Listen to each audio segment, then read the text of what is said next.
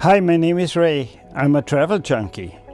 You can watch my travels on YouTube with your computer or your cell phone, but best is to sit in a swivel chair, put on your Oculus headset, and join me on adventures in the most beautiful places on our planet without breaking the bank. Contact us at affordableluxurytravelpro@gmail.com. Hey, we're in Saigon. It's actually called Ho Chi Minh City, but as you can see, it's a lot of French influence. I love the mixture of architecture of the French and then the communists. So we're walking through the streets, admiring here this beautiful mixture of architecture.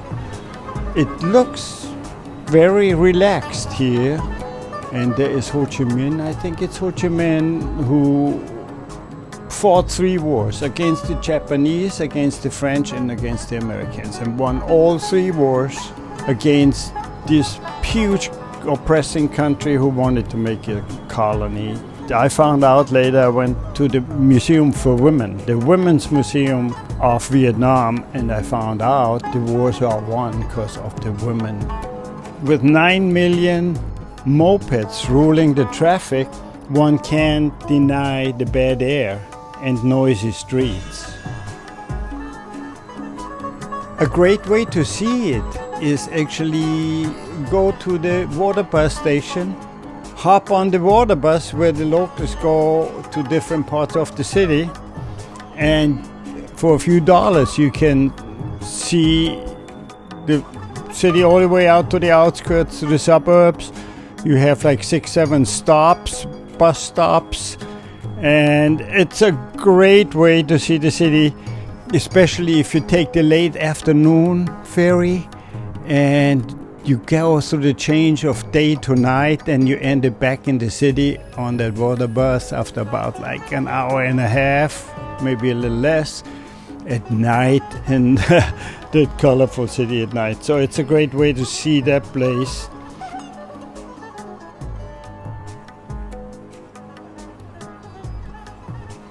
By the way, this ferry, especially this one, was run by the girl with the tie, with the white blouse. She checked the tickets. She had drinks for sale and snacks for sale, and she basically ran the whole thing. So when she saw me filming, she was a little bit like more than curious. What are you doing there? And because I wanted to see everything, I wanted to basically be the captain of the boat. And so the only way I could do it, I made one little pass and I showed it to her on my iPhone, and she couldn't believe what she saw. Like, she scrolled around, so the whole boat. Actually, we went outside the boat. It looks like a drone shot, and so she looked at me and said, "You can do whatever you want here." And so I got some very nice footage of that bus, which I guess everybody can do and get when he gets on the bus. There are a bunch of stops along the way for people to get in and on and out. They live in that area. And then here what you see is the last stop. That's when the boat then turned around, went back to where we came from. So pretty much everybody left. A few people came in to go to the city. And then it became really magical when the night fell over and we get closer and closer to a city that actually, after I saw that for the first time at night approaching with the water bus, I can almost compare to cities like Rio de Janeiro or Hong Kong. If you look around, you see on the other shore the lights of harbors and the more like the warehouse district, and then once you get off the boat, you go on the main promenade here where everybody hangs out having a good time. The kids play till late into the night. Everybody is super friendly and casual. me walking around with the camera, I asked quite a few times, what you doing there? The best way to get out of a conversation was, oh, I'm just taking a selfie. Not too many people know it's a 360. It was a great trip coming from the water taxi and going through the city towards my hotel. I pretty much could do everything by foot there. You get, of course, 20 to 30,000 steps a day doing it. I got a lot of good footage, and then I'm back in the hotel. That was a fabulous hotel. You see the bar all the way up on the rooftop with the restaurant. We had the breakfast buffet in there, and it was most beautiful to do also see the change from day to night from way above. It's a fabulous city. I think everybody can fall in love with very quickly. Oh, by the way, this hotel was about $32, I think, with the breakfast included. That's what I call luxury on a budget. Early mornings, it's the best time to walk around. You can go through the parks, people working out, jogging. I see a lot of badminton players here. And of course, the kids get taken to school and kindergarten. The traffic starts up. Once the traffic is in full swing, it's really a hard thing just to go any street. And since there are mainly no signs or lights, or even if there are red lights, nobody would ever stop at a red light. Stopping at a red light? Shame on you. Nobody even thinks that far. You know, you go whenever you think it's right, and you always want to avoid collisions. Nobody gets hurt, and I never saw. In 4 weeks, I never saw an accident. It's just incredible. And after 2 days, I figured out how to cross the street, not only safely, but also confidently. Yeah, a lot of people I see, they just give up. They turn around and never cross. They're going over sidewalks, they're going through little streets that never were meant for any vehicles. I was always waiting for somebody to land in the big part of Pho with the motorbikes. But everybody now never saw in 4 weeks an accident. These guys just have the balls to drive the way they feel. And to be honest with you, it's 60% women. And I have that feeling that a lot of them drive around because they have fun doing it. It sort of like feels maybe empowering for the women there to drive around crazier and wilder than the guys. Comes dusk, everybody's getting ready for the big nightlife.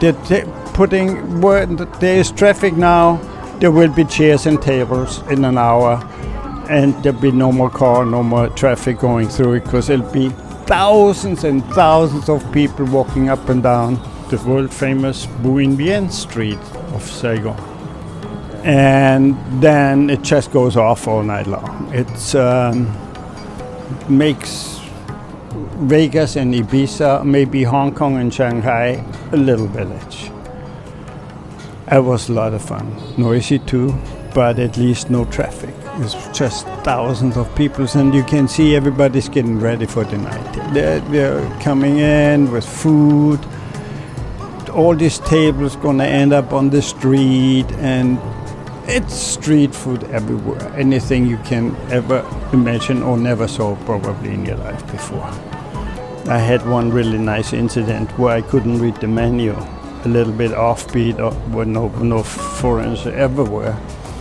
And so I pointed at something where I liked the picture, and I got it, and then I looked close, and it was chicken toes. It wasn't chicken feet, it was chicken toes.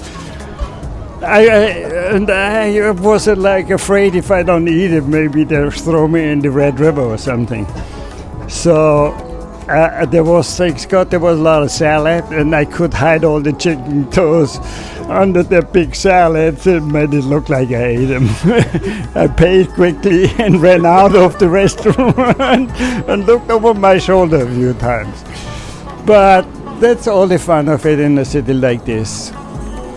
And then when it gets later and later, more and more people, beautiful people, and the nightlife just goes off. It's so many bars, one after the other one, so much food, so much of everything. The music is very loud.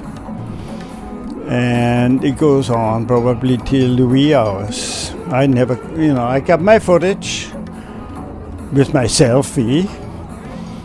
I wish I could have stayed longer, a couple more days at least, but I had to keep going because I had to make the trip up to Hanoi in the next 3 to 4 weeks because my visa was only 30 days. So I found this guy who put me on a VIP bus.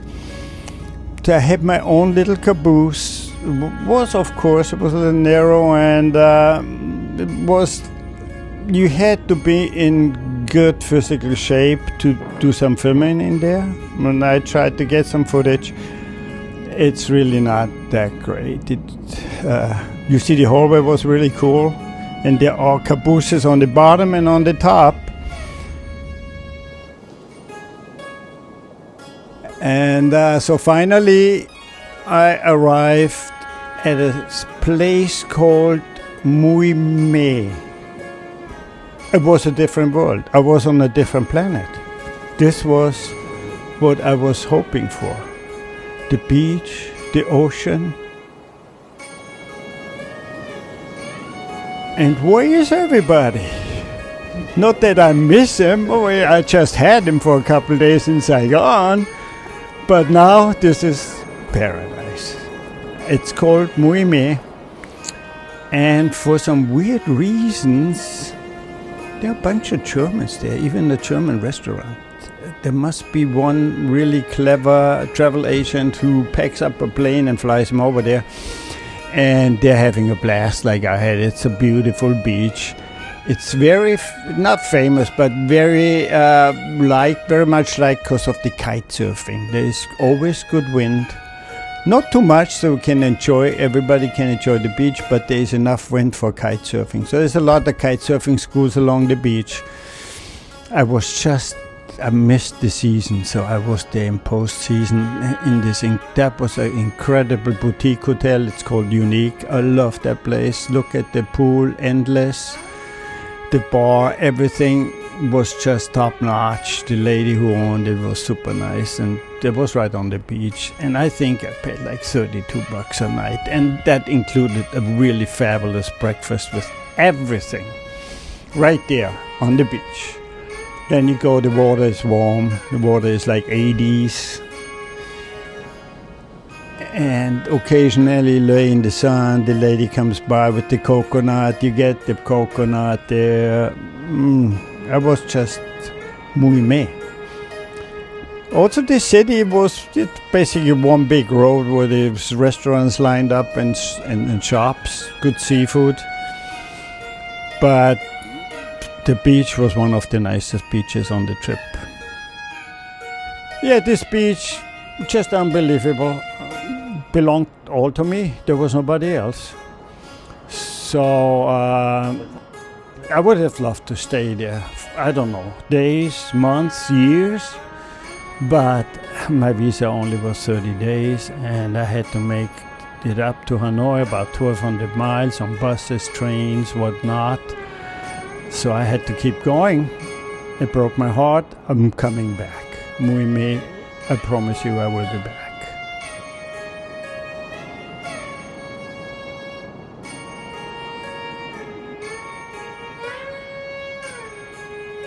All right, I will hop on a bus to my next stop going up north towards Hanoi, and you can join me on this journey in my next episodes. I think we're going to Nha Trang on this bus where I have my little caboose. So, see you down the road. Luxury travel on a budget, that's the ticket.